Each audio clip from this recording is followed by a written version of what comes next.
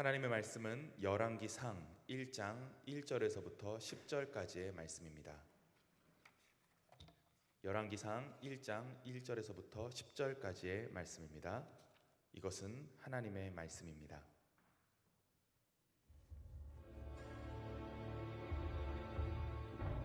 다윗 왕이 나이가 많아 늙으니 이불을 덮어도 따뜻하지 아니한지라.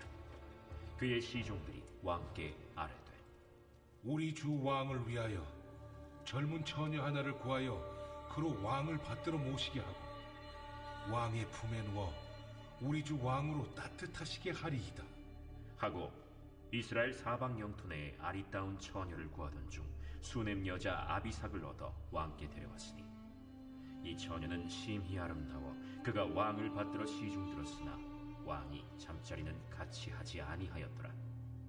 그때 학기세 아들 아도니아가 스스로 높여서 이르기를 내가 왕이 되리라 하고 자기를 위하여 병거와 기병과 호위병 50명을 준비하니 그는 압살롬 다음에 태어난 자요 용모가 심히 준수한 자라.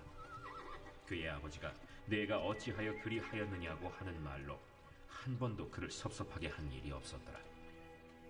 아도니아가 스루야의 아들 요압과 제사장 아비아달과 모이하니 그들이 따르고 도우나 제사장 사독과 여호야다의 아들 브나야와 선지자 나단과 시므이와 레이와 다윗의 용사들은 아도니아와 같이 하지 아니하였더라. 아도니아가 에누로겔 근방 소헬렛 바위 곁에서 양과 소와 살찐 송아지를 잡고 왕자 곧 자기의 모든 동생과 왕의 신하된 유다 모든 사람을 다 청하였으나 선지자 나단과 브나야와 용사들과 자기 동생 솔로몬은 청하지 아니하였더라. 아멘. 네, 오늘도 이 새벽에 이 자리에 나와 기도로 하루를 시작하는 여러분들에게 우리 하나님의 은혜와 평강이 함께 하시기를 기원드립니다. 하나님께서 오늘 우리의 기도를 들으시고 우리의 발걸음을 하나님의 선하신 길 가운데로 인도하여 주실 줄 믿습니다. 성경을 보면 이스라엘은 매우 독특한 정치 구조를 가지고 있었다는 사실을 우리가 알 수 있습니다. 하나님께서 이스라엘 백성들을 애굽에서 해방시키시고 또 그들과 언약을 맺으셨을 때 하나님께서는 이스라엘 백성들에게 왕을 세우지 말라라고 말씀하셨습니다. 그 이유는 오직 여호와 하나님 한 분만이 이스라엘의 왕이시기 때문입니다. 하나님께서는 이스라엘을 하나님께서 통치하시는 하나님의 나라로 세우기를 원하셨습니다.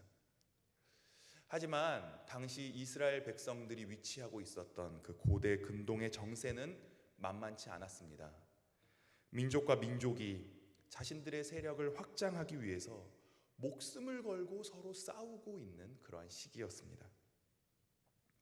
이런 상황 속에서 이스라엘 백성들은 하나님께 보이는 왕을 세워달라고 요청합니다. 하나님께서는 왕을 세워달라는 이스라엘 백성들의 요청을 수락하시죠. 그런데 이 이스라엘의 왕은 다른 민족의 왕들처럼 백성들의 위에 군림하는 절대 군주가 아닙니다. 이스라엘의 참된 왕이신 하나님을 대리하는 하나님의 대행자일 뿐인 것입니다. 그래서 이스라엘의 왕은 자기 마음대로 모든 것을 결정하고 자신의 마음대로 모든 것을 수행할 수 있는 것이 아니라 하나님의 계명에 묶여 있었습니다. 특별히 신명기 17장 말씀을 보면 왕이 지켜야 할 계명들이 기록되어 있습니다. 하나님께서는 왕은 병마를 많이 두어서는 안 되고 아내를 많이 두어서도 안 되고 또 자신을 위해서 은금을 많이 쌓아서도 안 된다라고 말씀하십니다. 더 나아가 왕은 율법책을 늘 자신의 곁에 두고 그것을 평생 읽으면서 율법의 모든 말과 규례를 지켜야 한다라고 하나님께서는 분명하게 명령하고 계십니다. 이스라엘의 왕은 참된 왕이신 하나님의 대리자이기 때문에 마땅히 하나님께서 기름을 부어 임명하십니다. 사울과 다윗 모두 하나님께서 사무엘 선지자를 통해서 직접 기름을 부어 왕으로 선택하셨죠. 하지만 오늘 우리가 읽은 본문의 아도니아는 자신이 직접 왕이 되고자 합니다. 이스라엘의 위대한 왕이었던 다윗은 이제 나이가 많아서 노쇠해졌습니다. 다윗에게는 여러 아들이 있었기 때문에 다윗이 죽은 후에 왕위를 누가 이을 것인가는 아마 그 당시 초미의 관심사였을 것입니다. 다윗의 왕위를 이을 유력한 두 세력이 있었는데, 하나는 다윗의 넷째 아들인 아도니아를 중심으로 한 세력이었고, 다른 한쪽은 솔로몬을 중심으로 한 세력이었습니다. 오늘 말씀을 보면 아도니아가 먼저 행동을 시작합니다. 5절 말씀에 이렇게 기록되어 있습니다. 그때 핫깃의 아들 아도니아가 스스로 눕혀서 이르기를 내가 왕이 되리라 하고. 말씀드렸던 것처럼 이스라엘의 왕은 하나님께서 지명하시는 것임에도 불구하고 아도니아는 자기 자신을 스스로 높여서 왕이 되고자 했습니다. 아도니아는 자신의 결심을 구체적인 행동으로 옮기고 있습니다. 첫 번째로 그는 왕이 되기 위해서 자신의 세력을 강화시킵니다. 5절 하반절의 말씀을 보면 아도니아는 자기 자신을 위해서 병거와 기병과 호위병 50명을 준비하였다라고 기록되어 있습니다. 재미있게도 이것은 사무엘하 15장 1절에 압살롬이 자기를 위해서 병거와 말들과 호위병 50명을 세우는 장면과 정확하게 일치합니다. 이를 통해서 성경은 지금 아도니아가 벌이고 있는 이 시도가 압살롬의 반역과 같은 성격을 가진 것이다 라는 사실을 암시해주고 있는 것입니다. 두 번째로 아도니아는 자신만의 인적 네트워크를 형성합니다. 7절을 보면 아도니아가 이 일을 요압과 또 아비아달과 함께 모의하였다라고 기록이 되어 있습니다. 여러분, 이 요압은 어떤 인물입니까? 다윗 왕의 절정기의 시대에도 다윗이 요압을 제압하지 못했을 정도로 이 요압은 다윗의 신하들 중에 권력 서열이 가장 높은 장군이었습니다. 아도니아는 자신이 왕이 되기 위해서는 반드시 이 요압과 손을 잡아야 한다는 사실을 알고 있었을 것이었습니다. 요압이 자신의 편에 서서 자신과 함께 있다는 사실만으로도 아도니아는 얼마나 든든했겠습니까? 세 번째로 아도니아는 왕이 되기 위해서 자신의 세력을 과시합니다. 9절 말씀을 보면 아도니아가 소헬렛 바위 곁에서 양과 소와 살찐 송아지를 잡고 자신의 동생들과 신하들을 다 소집하였다라고 기록되어 있습니다. 이것은 이 유다 땅 안에서 자신의 세력이 얼마나 강한지를 과시하고 있는 것입니다. 아도니아는 이렇게 자신의 세력을 과시함으로 말미암아 자신의 라이벌인 이 솔로몬의 길을 누르려고 했던 것입니다. 이처럼 아도니아는 자신이 왕이 되기 위해서 자신이 할 수 있는 모든 수단을 동원합니다. 하지만 여러분들도 아시는 바와 같이 결국 아도니아는 왕이 되지 못하지요. 하나님께서는 스스로 왕이 되고자 하는 아도니아의 시도를 좌절시키십니다. 오늘 이 본문의 말씀은 우리에게 매우 중요한 질문을 던져주고 있습니다. 여러분의 왕은 누구입니까?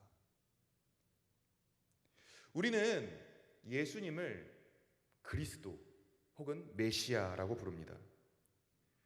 그리스도, 메시아라는 말은 기름 부음 받은 자라는 뜻입니다. 하나님께서는 예수님에게 성령의 기름을 부으셔서 예수님을 왕으로 세워주셨습니다.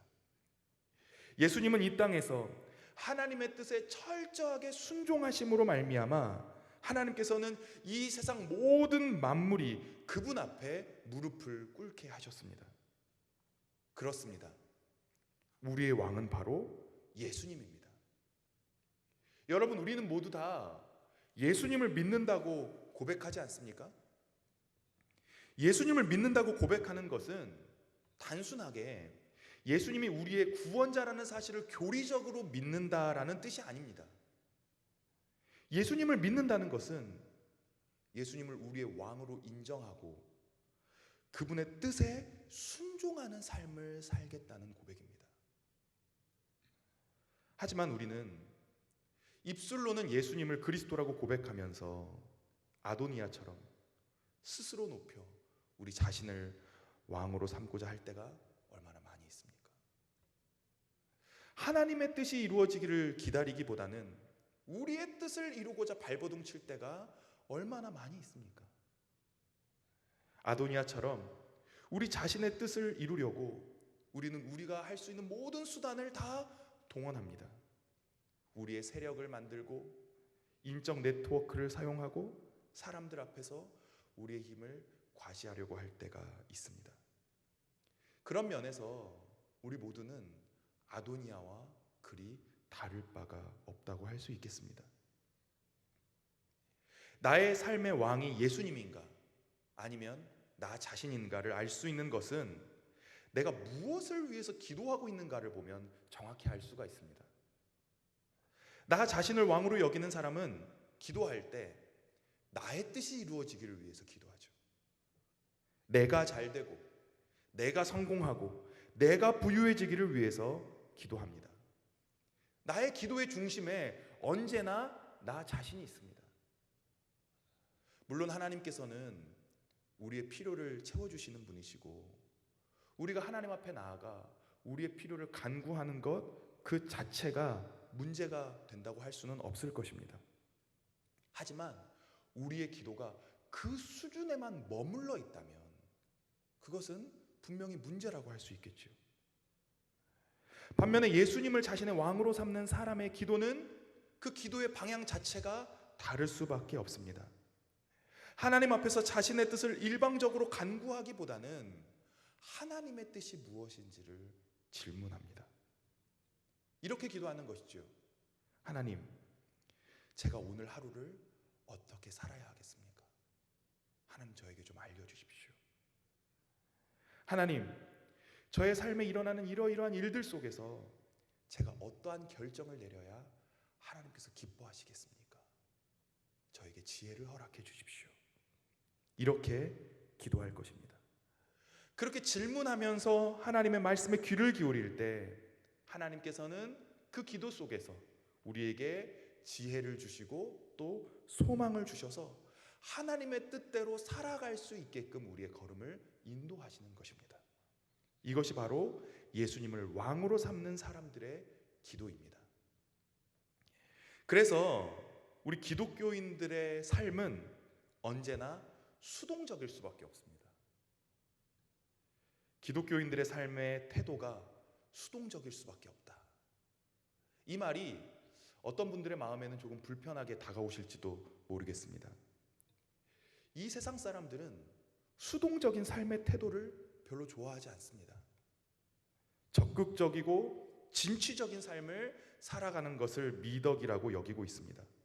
오죽하면 자기 PR의 시대다라는 말이 있지 않습니까? 자신의 능력을 드러내고 자신의 꿈을 향해 진취적으로 달려가는 것이 훌륭한 삶이라고 사람들은 생각합니다. 마치 아도니아가 자기 스스로를 높여 왕이 되고자 했던 것처럼 말입니다. 하지만 예수님은 우리에게 다른 종류의 삶을 살라고 말씀하십니다. 그것은 예수님의 멍에를 메고 예수님의 걸음을 쫓아가는 예수님의 제자가 되는 삶입니다. 그러한 삶은 수동적일 수밖에 없죠. 이 수동적이라는 말을 기독교적인 용어로 바꾼다면 관상적인 삶이라고 할 수 있을 것입니다. 여러분, 관상기도라는 말 들어보신 적 있으십니까? 요즘에 이 관상기도라는 말이 유행하기도 하는데, 그래서 어떤 광고를 보면 관상기도하는 방법을 알려드립니다. 얼마를 내고 어떤 수련원에 들어가면 관상기도하는 방법을 알려드립니다. 뭐 이런 광고가 나오기도 하는데요. 여러분, 관상기도라는 것이 뭐 특별한 기도의 비법이 아닙니다. 나의 뜻을 내려놓고 하나님 그분을 바라보고 하나님께 초점을 맞춰서 하나님의 뜻이 무엇인지에 귀를 기울이는 것이 바로 관상기도입니다. 그리스도인들의 삶 자체가 사실 관상적입니다. 우리는 우리의 뜻을 이루려고 애쓰기보다는 하나님의 뜻이 무엇인지를 기도하고 또 기대하는 것입니다. 그리고 순종의 걸음을 걸어가는 것이지요. 이러한 삶의 태도가 세상 사람들의 눈에 보기에는 조금 미련해 보일지 모르고 답답해 보일지 모릅니다. 조금 더디게 가는 것 같지만, 하지만 이것이야말로 진정 구원에 이르는 방법이라고 예수님께서는 우리에게 말씀해 주고 계십니다. 오늘 새벽 하나님 앞에 나와 기도하고 있는 여러분들, 우리 모두가 하나님의 뜻이 무엇인지를 묻는 기도를 하나님 앞에 드릴 수 있었으면 좋겠습니다. 그리고 오늘 하루 그 하나님의 말씀에 순종하는 삶을 살아갈 수 있게 되기를 바랍니다. 이것이 바로 예수님이 그리스도라고 고백하는 사람들의 삶의 태도인 것입니다. 그리고 우리가 하나님 앞에 나와 하나님의 뜻이 무엇인지를 질문하고 또 하나님께서 주신 지혜로 하루하루를 살아가는 그러한 관상적인 삶이 쌓여갈 때 우리는 천국을 향해 한 걸음 한 걸음 다가가게 될 것입니다. 그러한 삶을 살아가는 우리 모두가 되기를 주님의 이름으로 기도드립니다. 기도하겠습니다.